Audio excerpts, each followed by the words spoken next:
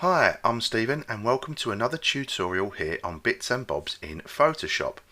So I've been asked recently about how to create an animated GIF here in Photoshop.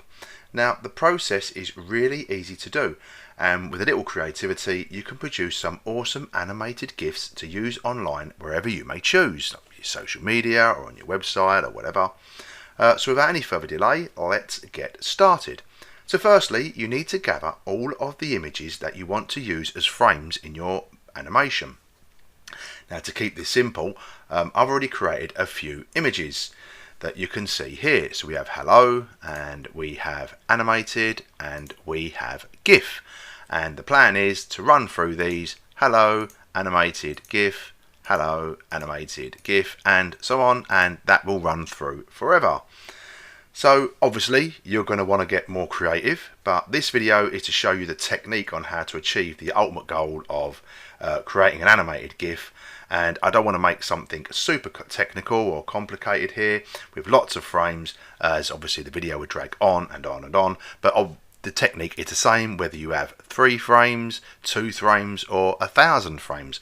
Obviously the more frames, the more colors you're going to use and things like that, the larger the file size. But with today's fast broadband speeds, animated GIFs are load a lot quicker than they used to some years ago on dial-up.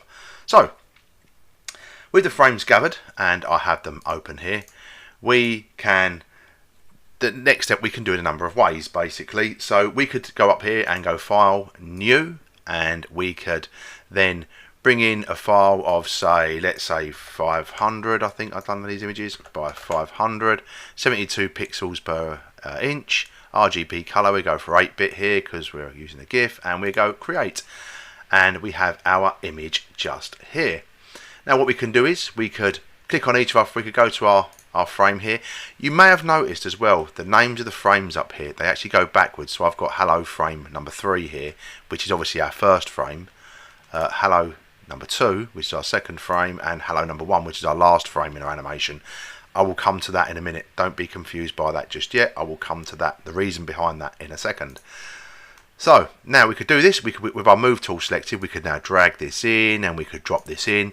We could copy, we could paste it in, whatever we do. I'm just going to drag that to the bin again. We don't need that there. We could do that a number of ways. Now obviously if we're going to have 100 frames, say, in our animation, that would be rather tedious. We could also go File, and we could then go to Place Embedded. We could go here and we could select our first frame, and we could place that in. We could hit return, then we could go to our second frame, our third frame. The important thing is that we want each of our frames of animation on a separate layer. So this is our first frame of animation, then we'll have our next one, and so on. So it's important to have each one on its own layer. That's the thing. But this is going to be a rather tedious way. File, Place Embedded. You've got 100 frames. You do that 100 times. It's going to be a bit of a pain. Now we could use a script. So we don't even need to create our own script. So we're going to close this one down. We don't need that anymore, and just keep our original frames. We don't even really need these open, but we'll leave them there for now. What the best way to do this is, especially if you've got a lot of frames, is go File, Scripts, and then go Load Files into a Stack. So with that, we can now choose, we can select a whole folder of images or just files within a particular folder. So we're going to go Browse, and now we're going to choose each of our frames. We can add each one individually. Obviously you've got a lot of frames there. Again, we can click the first one, go to the last one, hold down the Shift key and click, and to select them all. Or we could just go press Control or Command plus A, I believe, on a Mac. Control A to select all the frames we want, or we could hold down the Control key and just click each one individual. Again, that doesn't matter, it's your preferred way of doing things. Then once you've got all the frames selected, just hit OK.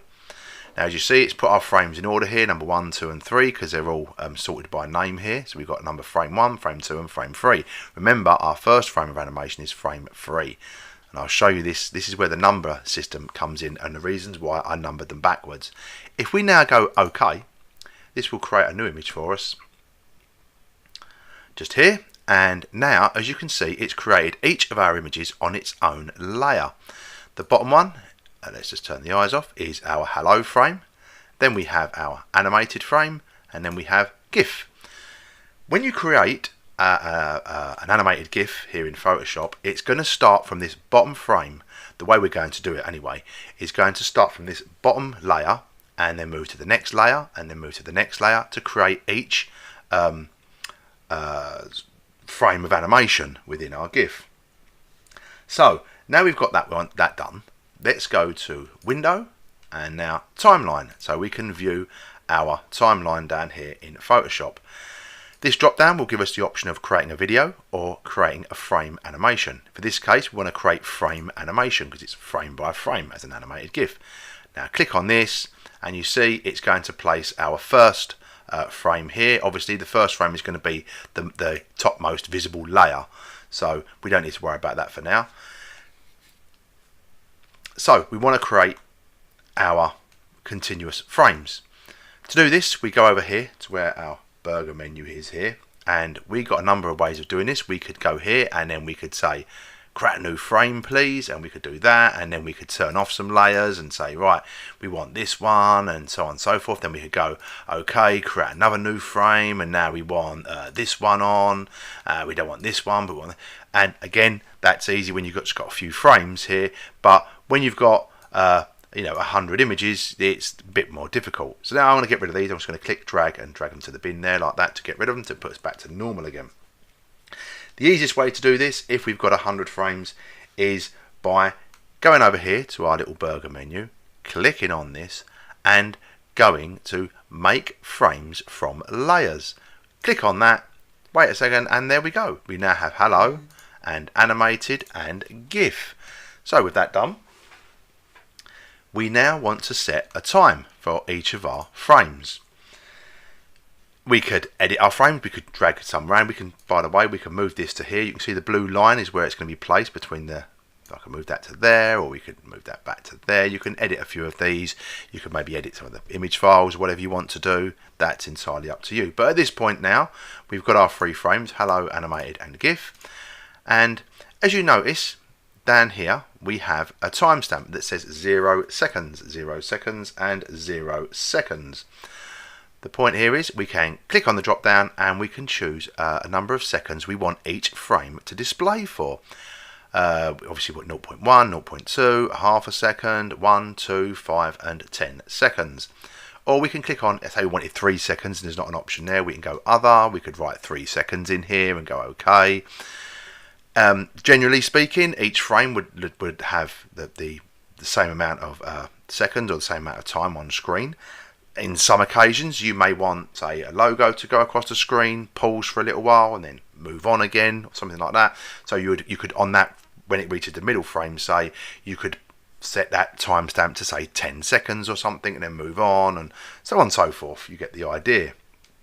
For this, I'm going to go for 1 second on each one. I think that would be suitable for me, like so. Now down here we have some controls. We could play our animation, rewind, go forward a step, and so on and so forth, back to the beginning. You know how general play buttons work. So we can now, this one is kind of important. We can click on this and you can see we can choose for our animated GIF to just run the once time through and then finish and not run anymore.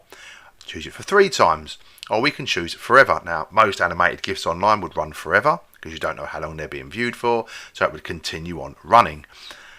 We can choose other again to put a different amount in there. We could say 10 times or 20 times or whatever you want it to run for, but most cases just leave that on forever. If we now press our play button, you will see hello animated GIF, hello animated GIF. And as you can see, that works absolutely fine. So let's stop that for a second.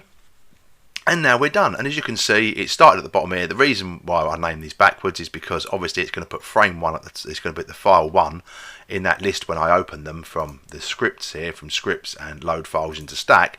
It's going to put the first frame, the file that's the alphabetical order and the names of the number list in 01. It's going to put that here, then go 02, 03, 04, and so on and so forth. And the reason I named them backwards is because when it creates the animation, it will create them this way, going in that order. So it's created the hello frame first down here, then it's used this layer to create the second frame, then it's used this layer to create the third frame. I hope that makes sense. I'm sure it will do. So now we've got our animated GIF here and we're happy with that. We need to save it. In most cases you would go to File and then you would go to Export and Export As, and you would choose a PNG, a GIF, a JPEG, so on. But today what we want to do is we want to go to Save for Web, and this is kind of important. If you save it any other way, it's just not going to animate. It will just save as one static image. So go Save for Web Legacy here, and it will bring up our GIF here. We can see it. We can see the original. We can see the optimized version, because obviously we can lower the colors and change things here. So which we're going to do next. So in preset, we can click this down, and we have a number of options here for our GIF. We don't want to save it as a JPEG or a PNG because they're not animated. We want to keep it as a GIF. Now we've got a number of options here. We've got a number, we've got the GIF file, a number, and whether it's dithered or no dither. Now what this means is, if you've got lots of colors in your image or you're using gradients, you want to make sure you choose dithered. The reason being is, if you choose no dither and you've got a gradient in there somewhere, it will do what's called color banding. It will make solid kind of blocks of colors instead of the actual smooth gradient. If you use dithered, it will make a much better kind of style of gradient. It still won't look great as a JPEG or a PNG would do, but you know, it would look a lot better than if you had no dither. The number represents the number of colours it's going to attempt to use. Obviously, the more colours you put in there, then the more file size it's going to be. You can also, as a note here, you can see the file size down here. You can see how long it's going to load at 56.6 kilobytes per second, and so on and so forth. You can get various stats and options there. So now I'm only using black and white, and I'm not using no gradients, so I'm going to go for, on this one, I'm going to go for a GIF of 32 with no dither. We want it as a GIF. These options are all fine. If you want, again, if you want to keep transparency intact, you can have this selected. It doesn't really matter for me. I'm going to leave it there anyway.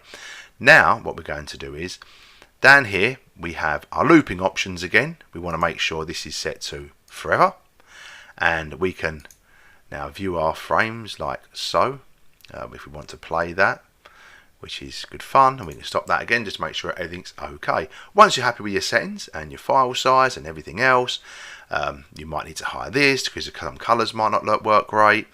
Now what we want to do is click on Save. Navigate to the folder where you want the image saved. I'm going to call this animated GIF 01, like so, and just click on Save. Job done. Now that's all been complete. If we now navigate to our folder where our animated GIF is saved, which is just there, if we now double click on this, and Windows will open it in its Windows viewer, as you can see here, and there we go. There is our animated GIF, all complete for us to use on our website, our social media feeds, or wherever you want online, or just for a bit of fun to show friends and whatnot. It's now you know the basics of how to create an animated GIF and how easy it is to create an animated GIF.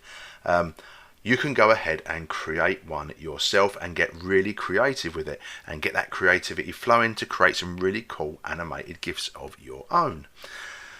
So this brings us to the end of this tutorial.